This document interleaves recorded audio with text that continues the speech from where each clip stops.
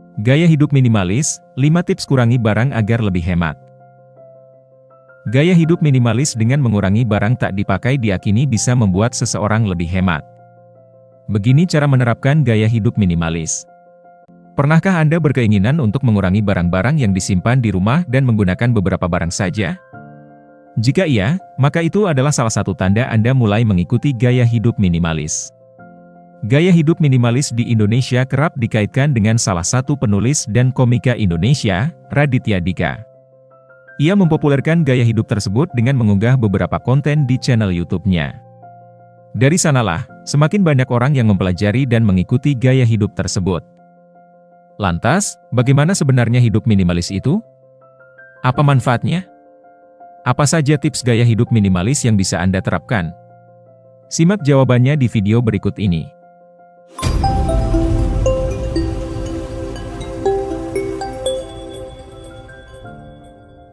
Apa itu gaya hidup minimalis? Secara umum, gaya hidup minimalis adalah menggunakan barang sesedikit serta sesederhana mungkin. Slogan yang kerap digunakan oleh para pelaku gaya hidup minimalis adalah less is more.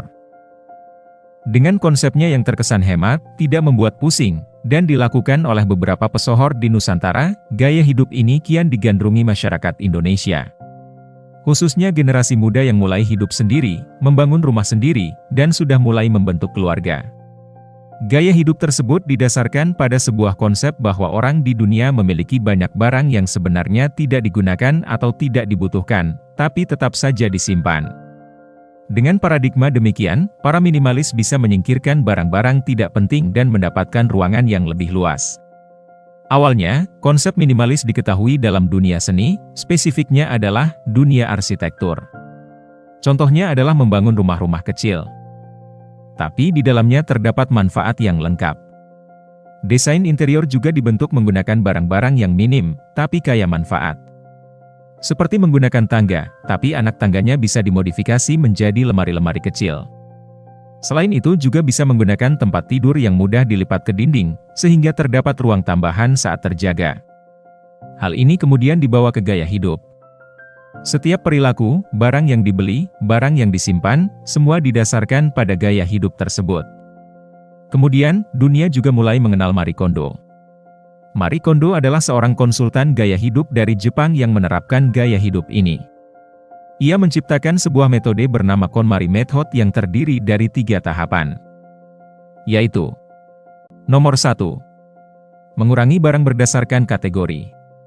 Dari gaya hidup Jepang yang dikemukakan Marie Kondo, hal pertama yang dilakukan adalah mengurangi barang berdasarkan kategori. Misalkan, Anda bisa membaginya menjadi kategori ruangan di rumah.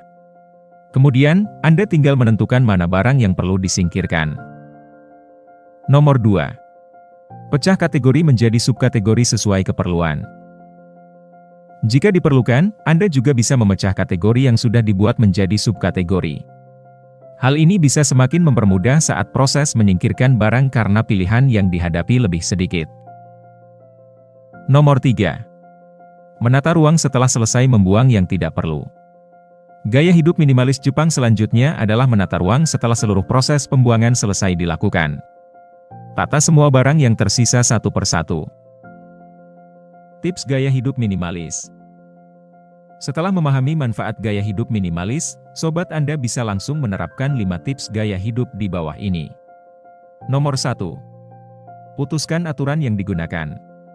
Setiap orang yang menganut gaya hidup ini memiliki aturan standar yang berbeda-beda. Maka dari itu, agar Anda tidak bingung di tengah jalan, Anda bisa menetapkan aturan yang digunakan. Menetapkan aturan yang konsisten dapat membantu Anda menjaga konsistensi dan fokus dalam gaya hidup yang Anda pilih. Aturan tersebut dapat mencakup hal-hal seperti pola makan, rutinitas olahraga, waktu tidur, pengelolaan stres, dan interaksi sosial. Dengan memiliki aturan yang jelas, Anda dapat lebih mudah menjaga komitmen terhadap gaya hidup yang Anda pilih. Tentukanlah aturan yang spesifik dan realistis sesuai dengan kebutuhan dan tujuan Anda. Pastikan aturan tersebut dapat diukur dan dinilai, sehingga Anda dapat melacak kemajuan Anda seiring waktu.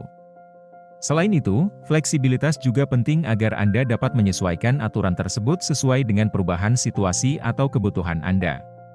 Ingatlah bahwa tujuan utama dari menetapkan aturan adalah untuk membantu Anda mencapai gaya hidup yang sehat dan berkelanjutan. Nomor 2. Aturan 6 bulan. Tips berikutnya adalah menggunakan aturan 6 bulan. Misalkan, Anda ingin membeli suatu barang. Tanyakan pada diri Anda apakah barang tersebut akan digunakan dalam 6 bulan ke depan. Jika tidak, maka Anda tidak perlu membelinya.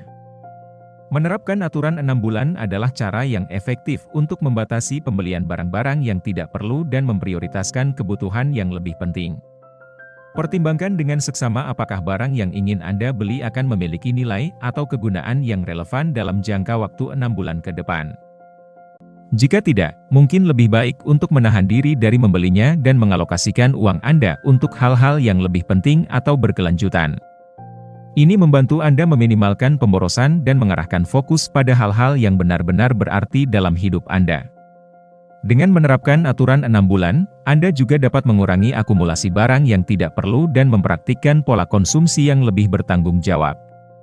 Selain itu, ini juga membantu Anda untuk lebih mempertimbangkan kebutuhan jangka panjang daripada keinginan sesaat.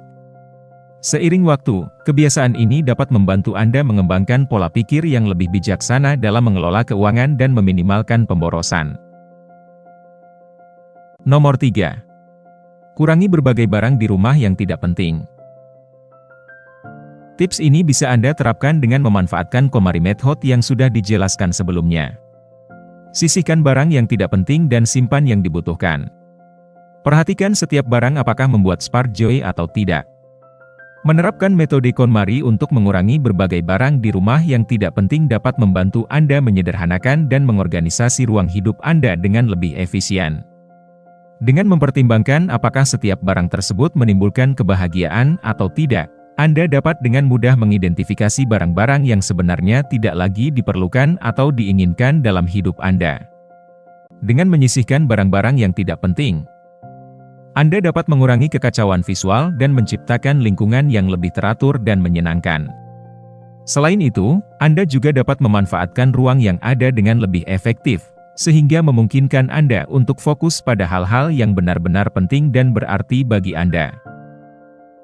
Dengan mengurangi barang-barang yang tidak penting, Anda juga dapat mengurangi stres dan kebingungan yang mungkin timbul karena kelebihan benda di sekitar Anda. Dengan memiliki lingkungan yang lebih bersih dan terorganisir, Anda dapat merasa lebih tenang dan fokus dalam melakukan kegiatan sehari-hari. Selain itu, dengan menyisihkan barang-barang yang tidak lagi Anda perlukan, Anda juga memberikan kesempatan bagi barang-barang tersebut untuk digunakan oleh orang lain melalui sumbangan atau daur ulang, sehingga membantu menjaga lingkungan tetap bersih dan berkelanjutan. Nomor 4. Repurpose dan reuse. Sebuah barang bekas tidak harus dibuang. Anda bisa mengubah tujuan penggunaan barang dan menggunakannya kembali. Contohnya, botol-botol plastik dari air mineral bisa digunakan untuk menyimpan minyak atau dijadikan pot tanaman. Repurpose dan reuse adalah prinsip yang membantu mengurangi limbah dan memanfaatkan kembali barang-barang yang sudah ada. Melalui repurpose, Anda dapat mengubah tujuan penggunaan suatu barang yang sudah tidak terpakai menjadi sesuatu yang memiliki nilai dan kegunaan baru.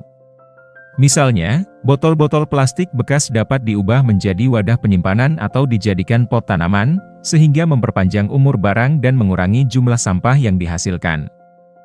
Selain itu, dengan reuse, Anda dapat menggunakan kembali barang-barang yang masih dalam kondisi baik tanpa perlu membeli yang baru. Ini tidak hanya mengurangi jumlah barang yang masuk ke dalam lingkungan, tetapi juga menghemat sumber daya yang diperlukan untuk memproduksi barang baru. Dengan mempraktikkan repurpose dan reuse, Anda dapat menjadi lebih kreatif dalam memanfaatkan barang-barang yang sudah ada dan memberikan dampak positif pada lingkungan. Nomor 5. Konsumsi produk lokal. Daripada harus membeli produk luar negeri yang mungkin sama kualitasnya dengan produk lokal, maka lebih baik mengkonsumsi produk dalam negeri saja. Kualitas barangnya kompetitif dan harganya juga lebih terjangkau. Mengkonsumsi produk lokal memiliki beberapa keuntungan yang signifikan. Pertama, ini membantu mendukung perekonomian lokal dengan memberdayakan produsen dan pelaku usaha di dalam negeri. Dengan membeli produk lokal, Anda turut berperan dalam menciptakan lapangan kerja dan meningkatkan pendapatan masyarakat lokal. Selain itu, produk lokal seringkali menawarkan kualitas yang kompetitif dengan produk impor, bahkan dengan harga yang lebih terjangkau. Dengan memilih produk lokal, Anda dapat mendapatkan nilai yang lebih baik untuk uang Anda dan pada saat yang sama, mengurangi ketergantungan pada impor. Selain itu, mengkonsumsi produk lokal juga dapat membantu mengurangi jejak karbon, karena produk lokal cenderung memiliki rantai pasokan yang lebih pendek, sehingga mengurangi emisi karbon yang dihasilkan dari transportasi. Dengan demikian, memilih produk lokal adalah pilihan yang berkelanjutan dan mendukung pembangunan ekonomi dan lingkungan di dalam negeri.